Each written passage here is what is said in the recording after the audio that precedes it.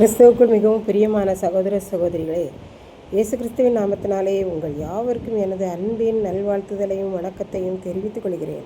இன்றைய பகலின் குளிர்ச்சியான நாளின் தியான வசனம் நெகேமியா 7ஆம் அதிகாரம் 5ஆம் வசனம். முந்தி வந்தவர்களின் வம்ச அட்டவணை புஸ்தகம் அப்பொழுது எனக்கு அகப்பட்டது. அலங்கம் கட்டி முடிக்கப்பட்டவுடன் நெகேமியா காவல் விசாரணைக்காரர்களை நோக்கி, வெயில் ஏறுமட்டும் எருசலேமின் வாசல்கள் திறக்கப்பட வேண்டாம். நீங்கள் நிற்கும்போதே கதவுகளை சாத்தி தாழ்பால்களை போட்டுவிட்டு, அவரவர் வீடுகளில் இருக்கிறவர்கள் தங்கள் வீட்டிற்கு எதிராக இருக்கிற அலங்கத்தின் சுவர்களை பாதுகாக்கும்படி தங்கள் வீட்டிற்கு எதிராக நீங்கள் நிறுத்தப்பட வேண்டும் என்றார். எருசலேம் பட்டணம் விஸ்தாரமானதாகவும் மிகவும் பெரியதாகவும் இருந்தது. ஆனால் அதற்குள்ளே ஜனங்கள் கொஞ்சம் பேராய் இருந்தார்கள். வீடுகளும் அதிகமானதாக இல்லை. இவைகளை நெகேமியா பார்த்ததும் ஒரு கணம் யோசித்தான். அப்படி அவன் யோசித்ததும் உடனே ஆண்டவர் அவனுக்கு ஒரு யோசனையை உண்டாக்கினார். பிரபுக்களையும் அதிகாரிகளையும் ஜனங்களையும் அங்கே கூடி வரச் செய்ய ஒரு எண்ணத்தை உண்டாக்கினார். முந்தி வந்தவர்களின் வம்ச அட்டவணை புஸ்தகம் அவன் கண்களில் பட்டது.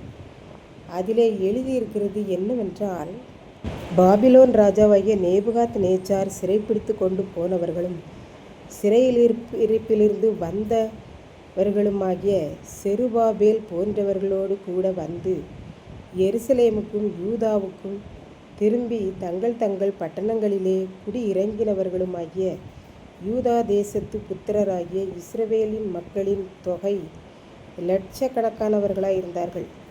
அவ்வளவு பேரையும் அந்த அட்டவணை புஸ்தகத்தை பார்த்து வாசித்து ஜனங்களை எருசலேமிலே கூட்டினான். அந்த அளவுக்கு அவனுக்கு தேவ ஞானத்தையும் கிருபைகளையும் புத்தியையும் கொடுத்தார். இப்படித்தான் ஒருவர் வெளிநாட்டிலே இருக்கிற ஒரு கிறிஸ்தவ தேவாலயத்துக்கு சென்றார். அந்த ஆலயத்துக்குள்ளே ஆட்களே இல்லை.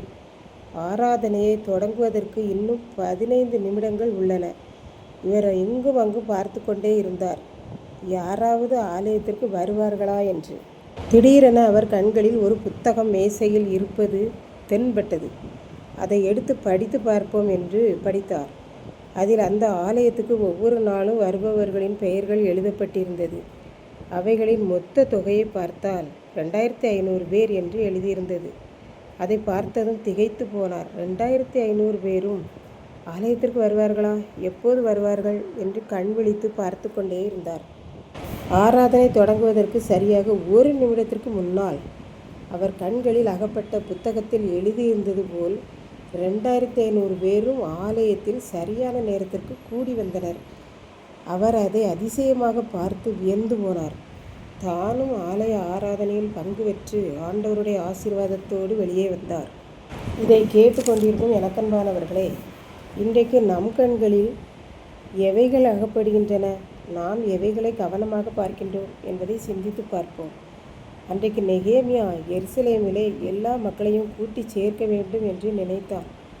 அதனால் ஆண்டவர் அவன் கண்களில் வம்ச அட்டவணை புஸ்தகத்தை அகப்படச் செய்தார். நாமும் ஆண்டவருக்காக எதையாகிலும் செய்ய வேண்டும் என்று நினைக்கிற போது ஆண்டவர் நம் கண்களில் அவருக்கு சித்தமானவைகளை அகப்படச் செய்வார்.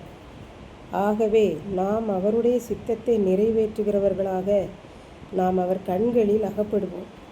கர்த்தர் தாமே இந்த வார்த்தைகளை ஆசீர்வதிப்பாராக. ஆமென். ஜெபம். எங்களை நேசிக்கிற நல்ல தகப்பனே, இந்த அருமையான நல்ல நாளுக்காக நன்றியோடு ஸ்தோத்திரிக்கிறேன்.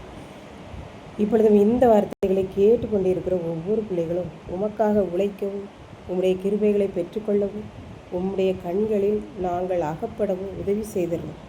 இயேசு கிறிஸ்துவின் மூலம் வேண்டிக் கொள்கிறேன் பிதாவே. ஆமென்.